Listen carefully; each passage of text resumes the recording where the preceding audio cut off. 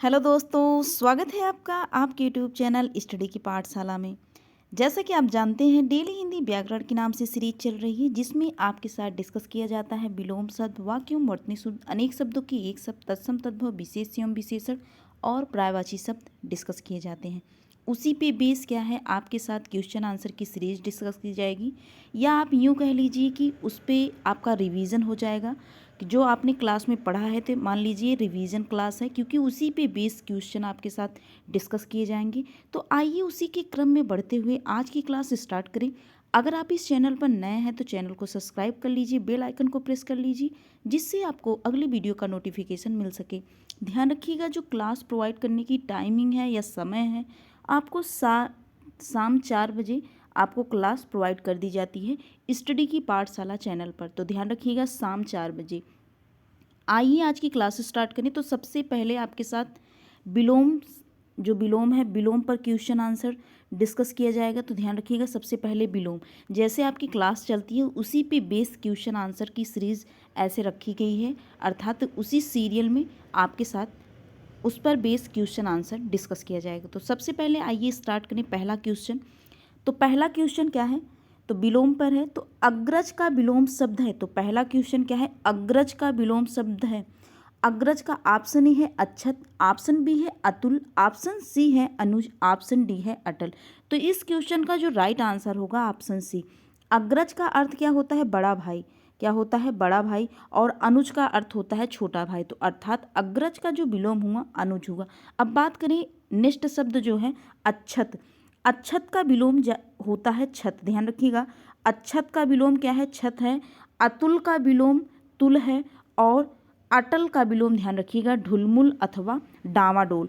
डामाडोल किसका विलोम है, तो अटल। जो चीज़ अटल हो, निश्चित हो, उसका विलोम क्या होगा, डामाडोल, अर्थात ढुलमुल।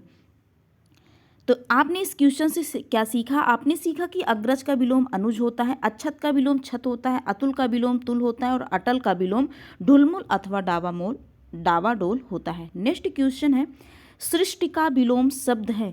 तो सृष्टि का विलोम शब्द ऑप्शन ए है बी सृष्ट, ऑप्शन ए है बी सृष्ट, ऑप्शन बी है प्रलय, ऑप्शन सी है व्यष्टि, ऑप्शन डी है समिष्ट। इस क्वेश्चन का जो राइट आंसर है ऑप्शन बी प्रलय। सृष्टि का तात्पर्य संसार, तो उसका जो विलोम हुआ प्रलय। तो यहाँ जो सृष्टि का विलोम क्या है, प्रलय है। और अगर बात करें जो व्यष्टि है, तो व्यष्टि का विलोम जो होता है समष्टि होता है। व्यष्टि का विलोम क्या है, समष्टि है। और सृष्टि का विलोम क्या है, प्रलय है। नेक्स्ट क्वेश्चन, साहचर्य का विलोम शब्द है। साहचर्य संबंध स्थापित करना, साहचर्य स्थापित करना। तो साहचर्य का विलोम शब्द है, ऑप्शन ए है वैमनस्य, ऑप्शन बी है असहयोग, ऑप्शन सी है विनियोग, ऑप्शन डी है अलगाव अथवा पृथक्करण। तो इस क्वेश्चन का जो राइट आंसर है ऑप्शन डी। तो साहचर्य का विलोम शब्द क्या है, अलगाव है अथवा पृथक्करण है। तो ध्यान रखिएगा, साहचर्य का विलोम क्या है, अलगाव अथवा पृथक्करण। जबकि सहयोग किसका विलोम है, असहयोग किसका विलोम है, तो सहयोग का विलोम असहयोग होता है। और वैमनस्य का जो विलोम होता है सौमनस्य, वैमनस्य का विलोम सौमनस्य होता है। तो आपने इस क्वेश्चन से क्या सीखा, आपने सीखा कि साहचर्य का विलोम होता है अलगाव अथवा पृथक्करण, सहयोग का विलोम असहयोग और वैमनस्य का विलोम सौमनस्य होता है। नेक्स्ट क्वेश्चन है, विराट का विलोम शब्द है। विराट का विलोम शब्द, तो विराट का विलोम शब्द ऑप्शन ए है बृहद, ऑप्शन बी है बृहत, ऑप्शन सी है छोटापन, ऑप्शन डी है क्षुद्र। तो इस क्वेश्चन का जो राइट आंसर है ऑप्शन डी। आप ऑप्शन डी क्या है इस क्वेश्चन का राइट आंसर। तो विराट का अर्थ विशाल से होता है, क्षुद्र अर्थात छोटे से। तो विराट का जो विलोम शब्द है क्षुद्र होता है। नेक्स्ट क्वेश्चन आपके सामने स्क्रीन पर है। तो स्पृह का विलोम शब्द है। स्पृह का विलोम शब्द है, ऑप्शन ए स्पृश्य, अस्पृश्य, ऑप्शन सी है अपृश्य और ऑप्शन डी है अपृश्य। तो इस क्वेश्चन का जो राइट आंसर है ऑप्शन डी। स्पृह का विलोम क्या होता है, अस्पृह। स्पृह का विलोम क्या है, अस्पृश्य, स्पृश्य का विलोम क्या होता है, अस्पृश्य होता है। नेक्स्ट क्वेश्चन नेक्स्ट टॉपिक पर। तो नेक्स्ट टॉपिक क्या है, वाक्य एवं वर्तनी शुद्ध। तो सबसे पहले वाक्य शुद्ध आपके साथ डिस्कस किया जाएगा। तो सबसे पहला उस पे जो क्वेश्चन क्या है, एक वाक्य शुद्ध है। आपके सामने वाक्य पढ़ा जा रहा है तो एक वाक्य आपको शुद्ध बताना है। तो पहला क्या है, यह तो अच्छा हुआ कि चोरों का पदार्पण होते ही मैं जाग गया। ऑप्शन बी क्या कहता है कि अच्छे लेखन के लिए शब्द संयम आवश्यक है। ऑप्शन सी, कच्छ में असंख्य जनसमूह उपस्थित था। ऑप्शन डी, रामचरितमानस तुलसी की सबसे सुंदरतम कृति है। तो रामचरितमानस तुलसी की सबसे सुंदरतम कृति है। इस क्वेश्चन का जो राइट आंसर है ऑप्शन बी। अब बात करें ऑप्शन ए गलत क्यों है, तो यहाँ जो चोरों का पदार्पण जो है यही क्या है, गलत है। यहाँ होना क्या चाहिए था, यहाँ होना चाहिए कि चोरों को घुसते ही मैं जाग गया। यह तो अच्छा हुआ कि चोरों के घुसते ही मैं जाग गया, इसका सेंटेंस क्या हो जाएगा, तब शुद्ध हो जाएगा। नेक्स्ट जो ऑप्शन सी है यह गलत क्यों है, क्योंकि यहाँ जो असंख्य शब्द है यह गलत है, क्योंकि कच्छ में जन समूह उपस्थित था। असंख्य जन समूह नहीं, जन समूह उपस्थित था। और ऑप्शन डी क्या है, गलत है। तो इस क्वेश्चन का जो राइट आंसर है ऑप्शन बी। नेक्स्ट क्वेश्चन जो है, यहाँ बात करें, यहाँ जो ऑप्शन डी है यह क्यों गलत था, क्योंकि ध्यान रखिएगा रामचरितमानस तुलसी की सबसे सुंदरतम कृति है। तो यहाँ जो सुंदरतम है, यहाँ सबसे जो, यह सबसे क्या है, गलत है, क्योंकि सुंदरतम का अर्थ ही होता है सबसे सुंदर। तो यहाँ जो सबसे लगा हुआ है यह शब्द क्या है, गलत है इसमें। तो रामचरितमानस तुलसी की सुंदरतम कृति है, यह इसका शुद्ध वाक्य हो जाएगा। नेक्स्ट क्वेश्चन जो है, निम्नलिखित वाक्यों में से एक वाक्य अशुद्ध है। इसमें आपको एक वाक्य अशुद्ध बताना है और 3 वाक्य क्या होंगे, शुद्ध होंगे, एक वाक्य अशुद्ध होगा। ऑप्शन ए है, छात्रों ने पंडित नेहरू को अभिनंदन पत्र अर्पित किया। ऑप्शन बी, महादेवी ने सरस्वती को श्रद्धा सुमन अर्पित किया। ऑप्शन सी, रानी ने बुद्ध को अहिंसा भाव अर्पित किया। और ऑप्शन डी क्या है, छात्रों ने पंडित नेहरू को अभिनंदन पत्र प्रदान किया। तो इस क्वेश्चन का जो राइट आंसर है ऑप्शन डी, अर्थात यह जो ऑप्शन डी है यह क्या है, अशुद्ध है। अब बात करें अशुद्ध क्यों है, ध्यान रखिएगा, यह अभिनंदन, जो अभिनंदन शब्द है, यहाँ अभिनंदन शब्द यह प्रदान नहीं किया जाता, यह अर्पित किया जाता है, अथवा ध्यान रखिएगा यह भेंट किया जाता है। अभिनंदन पत्र ध्यान रखिएगा भेंट किया जाता है, अथवा अभिनंदन पत्र आप भेंट कर सकते हैं अथवा अर्पित कर सकते हैं, ना कि प्रदान नहीं किया जाता है। यह अभिनंदन पत्र, ध्यान रखिएगा कहीं भी यह शब्द लगा मिले तो आपको 2 चीज़ें ध्यान रखनी है। पहला कि भेंट किया जाता है, अथवा क्या किया जाता है, अर्पित किया जाता है। यह अभिनंदन पत्र, प्रदान जहाँ लिखा रहे तो इसका मतलब क्या है कि वह वाक्य अशुद्ध है। अभिनंदन पत्र प्रदान नहीं किया जाता, जबकि भेंट किया जाता है अथवा अर्पित किया जाता है। नेक्स्ट क्वेश्चन क्या है, निम्नलिखित में से एक वाक्य अशुद्ध है। इसमें 4 ऑप्शन में से एक वाक्य अशुद्ध है, अर्थात 3 वाक्य शुद्ध होंगे। सबसे पहला क्या है, ऑप्शन ए, तूफान में सैकड़ों लोग मर गए। ऑप्शन बी, दूसरा आदमी कौन था। ऑप्शन सी, डॉक्टर ने अस्पताल का निरीक्षण किया। और ऑप्शन डी, सड़क के दोनों ओर आलीशान इमारतें हैं। तो इस क्वेश्चन का जो राइट आंसर है ऑप्शन ए और ऑप्शन डी, क्योंकि जब यह क्वेश्चन पूछा गया था तो उसमें दोनों ऑप्शन सही माने गए थे, अर्थात यह दोनों जो शब्द, दोनों वाक्य हैं ये अशुद्ध हैं। अब बात करें अशुद्ध क्यों है, अशुद्ध क्यों है, तो इसमें ध्यान रखिएगा तूफान है, और तूफान कैसे लिखा जाता है, तूफान होता है, क्या होता है, तूफान। तूफान से, यहाँ से का भी प्रयोग गलत है, क्योंकि तूफान में नहीं, तूफान से सैकड़ों लोग क्या हो गए, मर गए। तो ध्यान रखिएगा तूफान ऐसे लिखा जाता है। और यहाँ में का भी प्रयोग क्या है, ये जो में लगा है तूफान में, ये भी क्या है, गलत है। यहाँ से का प्रयोग होगा, क्योंकि तूफान से सैकड़ों लोग मर गए, ना कि तूफान में। तो तूफान से सैकड़ों लोग क्या हो गए, मर गए। तूफान ऐसे लिखा जाता है। और अगर आप बात करें कि ऑप्शन डी क्यों गलत है, ऑप्शन डी इसलिए गलत है, तो ध्यान रखिएगा सड़क के दोनों ओर आलीशान, यहाँ इमारतें लिखा गया है, जबकि क्या होना चाहिए, इमारतें। यहाँ बिंदी होनी चाहिए, जैसे आप में लिखते हैं, में बिंदी लगती है, वैसे ही यहाँ भी होनी चाहिए। तो आपको इसके क्या देखना है, वाक्य अशुद्ध क्यों है, वर्तनी की दृष्टि से भी अशुद्ध हो सकता है, अथवा जो शब्द उसमें सेंटेंस भी क्या है, वर्ड जो शब्द होते हैं वो भी गलत हो सकते हैं। आपको दोनों चीज़ें ध्यान रखनी है। नेक्स्ट क्वेश्चन जो है वर्तनी शुद्ध में, तो वर्तनी शुद्ध में सबसे पहला क्वेश्चन क्या है, अशुद्ध वर्तनी वाला शब्द है, इसमें आपको अशुद्ध वर्तनी वाला शब्द बताना है। तो इस क्वेश्चन का जो राइट आंसर है ऑप्शन डी, समुज्ज्वल शब्द क्या है, गलत है, जबकि इसका शुद्ध वाक्य क्या है, समुज्ज्वल ऐसे लिखा जाता है। प्रज्वलित शब्द शुद्ध है और उज्ज्वल शब्द शुद्ध है, ध्यान रखिएगा।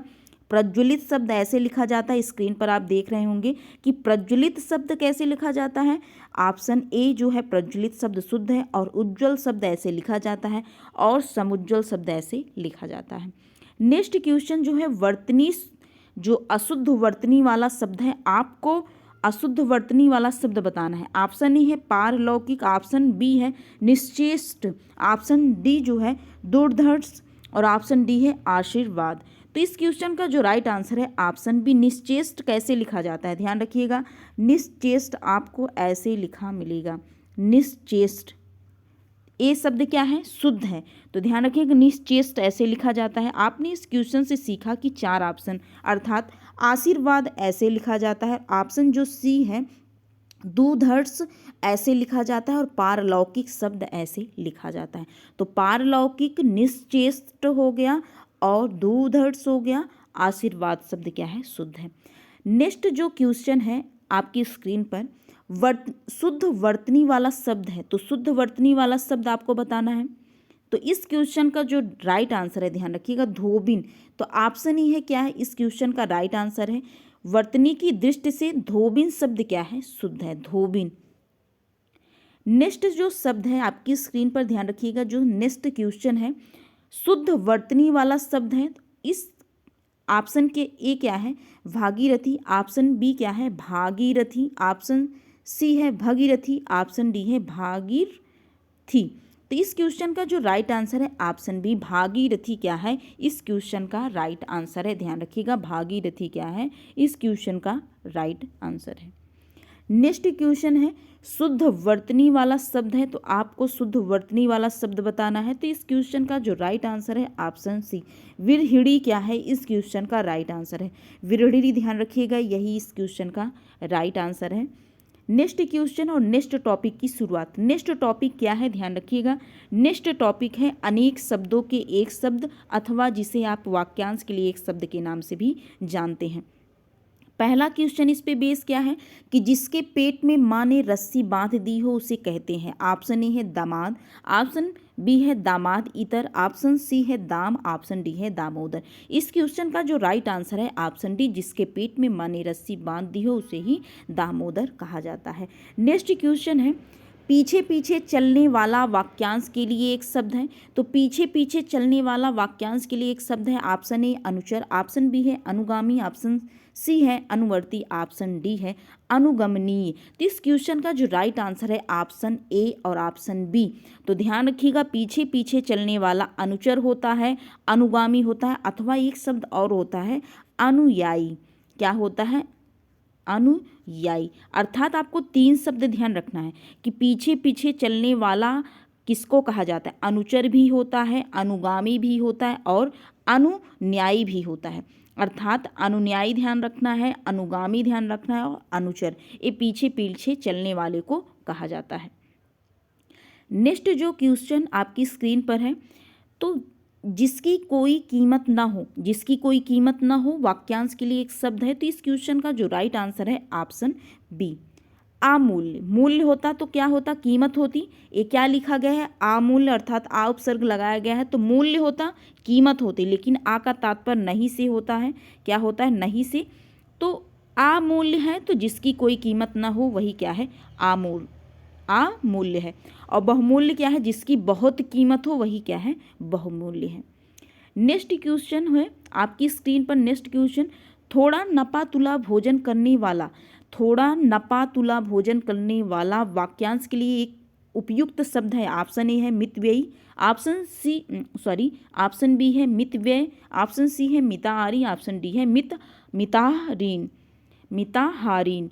तो इस क्वेश्चन का जो राइट आंसर है ऑप्शन सी मिताहारी, थोड़ा नपातुला भोजन करने वाला मिताहारी, और थोड़ा बहुत खर्च करने वाला, ध्यान रखिएगा, थोड़ा बहुत अर्थात नपातुला खर्च करने वाला मितव्यय होता है। क्या होता है? मितव्ययी होता है। मितव्ययी क्या है? थोड़ा नपातुला खर्च करने वाला क्या होता है? मितव्ययी होता है। और थोड़ा नपातुला भोजन करने वाला क्या होता है? मिताहारी होता है। आप ध्यान रखिएगा, दोनों शब्द आपको यहाँ क्लियर कर लेने हैं। दोनों शब्द कौन कौन से दो शब्द? पहला शब्द है मितव्ययी और दूसरा शब्द है मिताहारी। मिताहारी क्या होता है? थोड़ा नपातुला भोजन करने वाला मिताहारी, और जबकि थोड़ा बहुत अर्थात थोड़ा नपातुला व्यय मतलब खर्च करने वाला। व्यय क्या होता है? खर्च करने वाला। तो अर्थात थोड़ा बहुत व्यय करने वाला अथवा थोड़ा बहुत खर्च करने वाला क्या होता है? मितव्ययी होता है। नेक्स्ट जो क्वेश्चन है अर्थात नेक्स्ट टॉपिक की शुरुआत। तो नेक्स्ट टॉपिक क्या है? तद्भव तत्सम शब्द। क्या है? तद्भव तत्सम शब्द है। तद्भव का तात्पर्य क्या होता है? हिंदी रूप, और तत्सम का तात्पर्य क्या होता है? संस्कृत रूप। ध्यान रखिएगा, पहला क्वेश्चन क्या है? पक्ष का तद्भव रूप है। पक्ष का तद्भव रूप ऑप्शन ए है पंछी, ऑप्शन बी है पखेरु, ऑप्शन सी है पंख। तो इस क्वेश्चन का जो राइट आंसर है ऑप्शन सी, पंख क्या होता है? तद्भव होता है किसका? पक्ष का तद्भव होता है।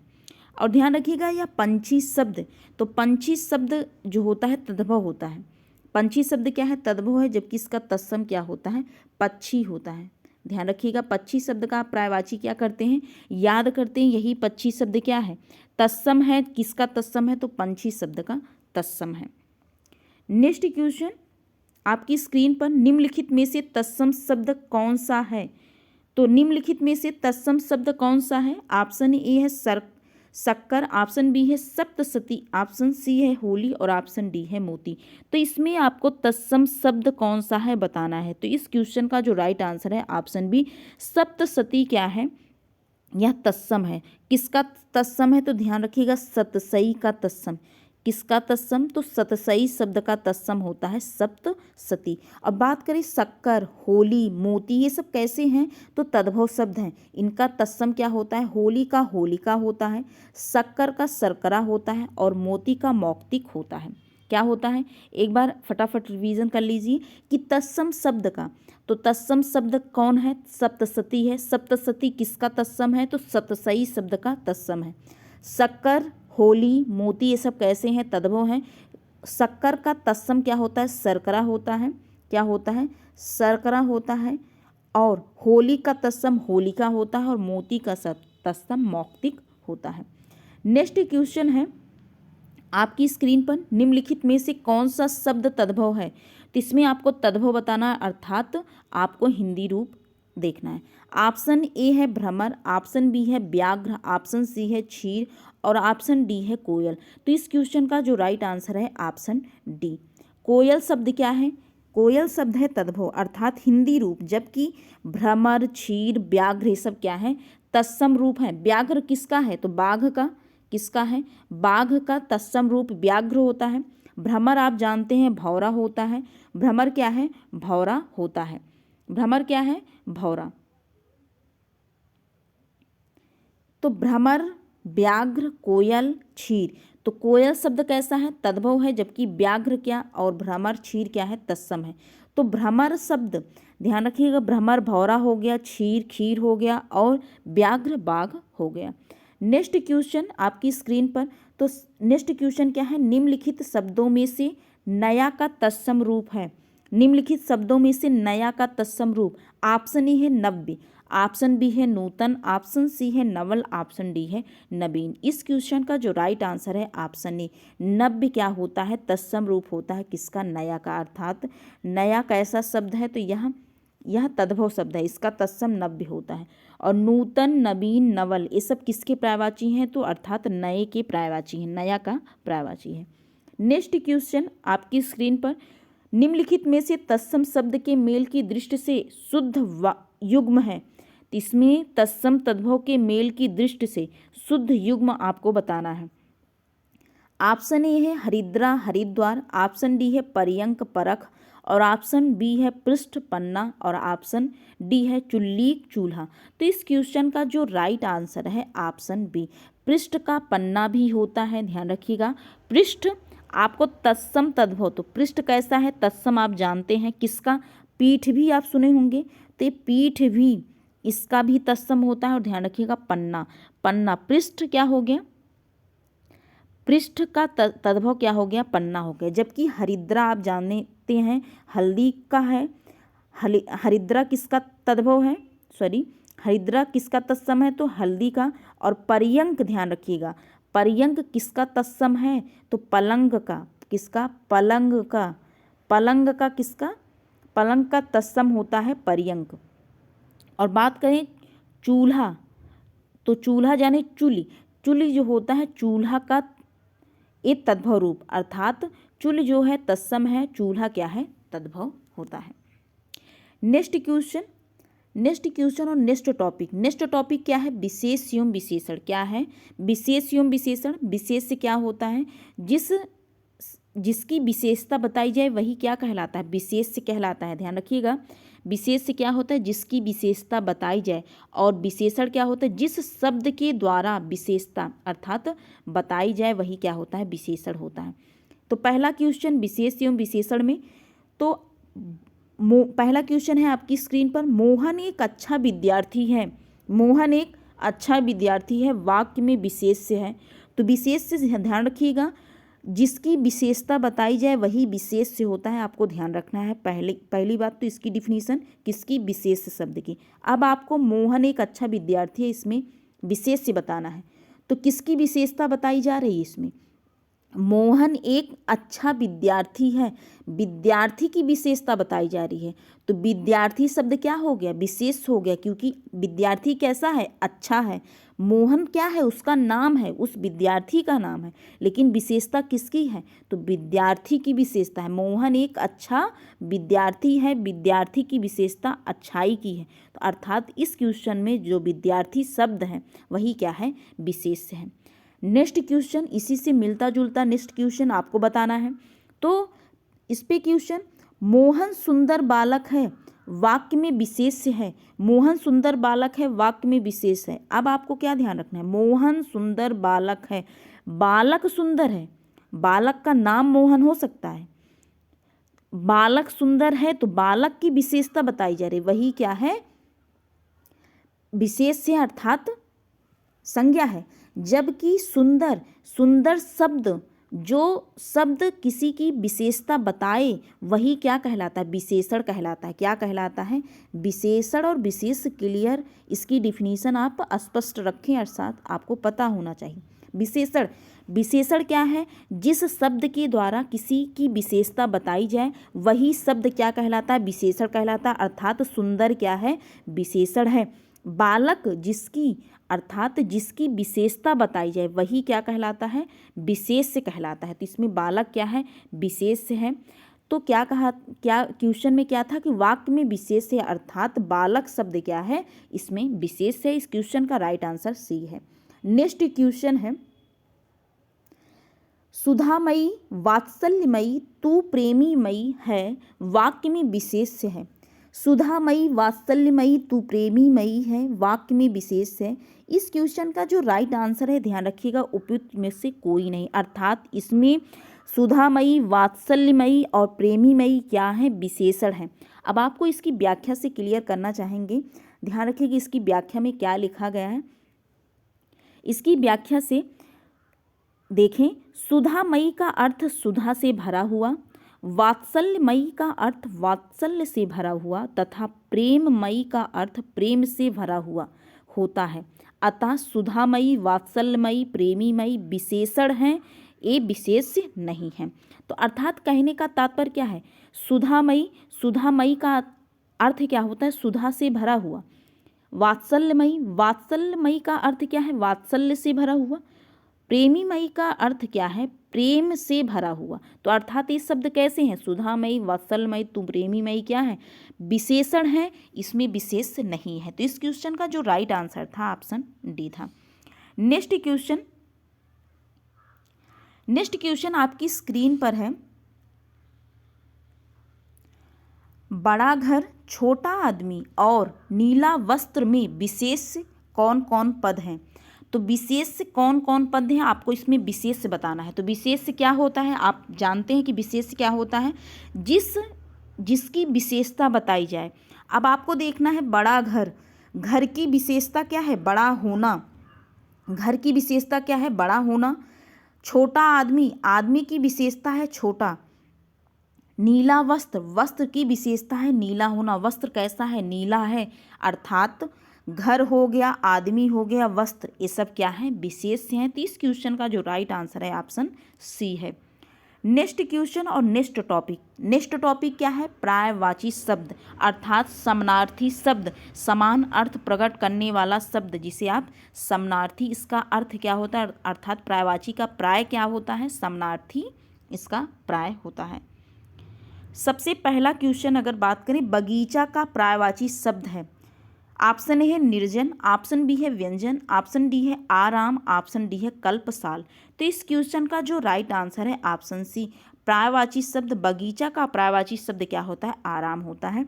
अगर इसकी व्याख्या से देखें तो बगीचा का पर्यायवाची आराम, वाटिका, उपवन, उद्यान, बाग, फुलवारी, निकुंज इत्यादि। अर्थात ध्यान देने वाली बात क्या है, क्वेश्चन को देखते हुए इसकी पर्यायवाची अर्थात बगीचा का पर्यायवाची शब्द आपको दिमाग में होना चाहिए। तो आराम हो गया, वाटिका, उपवन, उद्यान, बाग, फुलवारी, निकुंज, ये शब्द कैसे हैं, ये सब शब्द किसके पर्यायवाची हैं, तो ध्यान रखिएगा बगीचा का पर्यायवाची। एक बार फिर से रिपीट किया जाए, आराम हो गया, वाटिका, उपवन, उद्यान, बाग, फुलवारी, निकुंज, ये सब किसके पर्यायवाची हैं, तो बगीचा का पर्यायवाची है। नेक्स्ट शब्द जो नेक्स्ट शब्द नहीं, नेक्स्ट क्वेश्चन आपकी स्क्रीन पर है, बिडौला पर्यायवाची शब्द है। तो बिडौला पर्यायवाची शब्द है, तो इस क्वेश्चन का जो राइट आंसर है ऑप्शन डी। इंद्र क्या होता है, बिडौला का पर्यायवाची बिडौजा। ये शब्द क्या लिखा गया, बिडौला, तो अर्थात इंद्र का पर्यायवाची बिडौला होता है। अगर और इसके इंद्र के पर्यायवाची की बात करें तो इंद्र और पर्यायवाची क्या होता है, इंद्र का अन्य पर्यायवाची क्या है, कौशिक है, देवराज, जिष्णु, पुरुहूत, वज्रधर, शक्र, पुरंदर, मधवा, सचीपति, सुरपति इत्यादि। अर्थात सचीपति अर्थात सची के पति हैं, इनकी पत्नी को सची भी कहा जाता है। इंद्र की पत्नी सची होती है, इंद्राणी होती हैं, तो इंद्र की पत्नी को कहा जाता है, इसलिए इनको सचीपति, इंद्र के पति हैं, सची के पति हैं, इसलिए इन्हें सचीपति। मधवा हो गया, पुरंदर हो गया, शक्र हो गया, वज्रधर, वज्र को धारण करने वाले इंद्र वज्रधर, पुरुहूत हो गए, जिष्णु इन्हीं को कहा जाता है। ध्यान रखिएगा, देवराज, देवों के राजा कौन है, इंद्र, कौशिक इन्हीं को कहा जाता है, किसको, इंद्र भगवान को। अर्थात आपने क्या जाना कि बिडौला अथवा बिडौजा इन्हीं को कहा जाता है, इंद्र भगवान को। कौशिक हो गया, देवराज, जिष्णु, पुरुहूत, वज्रधर, शक्र, पुरंदर, मधवा, सचीपति, सुरपति किसका पर्यायवाची है, तो इंद्र का पर्यायवाची है। नेक्स्ट जो शब्द है मार शब्द का पर्यायवाची। तो मार शब्द ध्यान रखिएगा किसका पर्यायवाची है, ऑप्शन ए है जादू का, ऑप्शन बी है स्वर्ण का, ऑप्शन डी है अधम का, ऑप्शन डी है अनंग का। तो अनंग जिसके अंग नहीं वही अनंग है, अर्थात कामदेव को। तो कामदेव का पर्यायवाची मार होता है, ध्यान रखिएगा कामदेव का पर्यायवाची क्या होता है, मार होता है। अब आपको रिलेट करवाएं अनंग अर्थात कामदेव की अन्य पर्यायवाची से। तो अन्य पर्यायवाची क्या क्या होता है, मार होता है, अस्मर, मदन, केतन, अनंग, मनमथ, मनसिज, मनोभव, रतिपति, रति के पति हैं इसलिए रतिपति कहा जाता है, मनोज, मयन, कुसुम सर, मकरध्वज इत्यादि क्या है, कामदेव की पर्यायवाची हैं। एक बार फिर से रिपीट किया जाए, मार तो ध्यान ही रखिए क्योंकि यह एग्जाम में पूछा गया है, तो मार शब्द आपको जरूर ध्यान रखना है, किसका, अनंग का पर्यायवाची। अर्थात दो चीजें, मार हो गया और अनंग, ये सब किसके पर्यायवाची हैं, तो कामदेव के पर्यायवाची। किसके, तो कामदेव के पर्यायवाची। कौन कौन से शब्द, एक तो पहला शब्द आपने याद रखा कि मार शब्द, और दूसरा आपने याद रखा मार शब्द का पर्यायवाची। और आपको क्या ध्यान देना है, मार हो गया, अस्मर हो गया, मदन, केतन, अनंग, मनमथ, मनसिज, मनोभव, रतिपति, मनोज, मयन, कुसुम सर, मकर ध्वज, ये सब किसके पर्यायवाची हैं? तो कामदेव की पर्यायवाची हैं। नेक्स्ट क्वेश्चन है, षटपद का पर्यायवाची शब्द है। ऑप्शन ए है तितली, ऑप्शन बी है भ्रमर, ऑप्शन सी है मकड़ी, ऑप्शन डी है केकड़ा। तो इस क्वेश्चन का जो राइट आंसर है ऑप्शन बी, भ्रमर शब्द जो होता है अर्थात भ्रमर का पर्यायवाची षटपद होता है। अब आपको रिलेट करवाएं कि और अन्य जो पर्यायवाची भ्रमर की क्या क्या होती हैं। मधुकर हो गया, मधुकर किसका पर्यायवाची? तो भ्रमर का अर्थात भौरा का पर्यायवाची। षटपद अली हो गया, भृंग, अली आप जानते हैं अली मीन्स भौरा और आली मीन्स सखी। भृंग हो गया, मधुराज हो गया, मधुभच्छा, द्विरेफ, द्विरेफ ध्यान रखिएगा।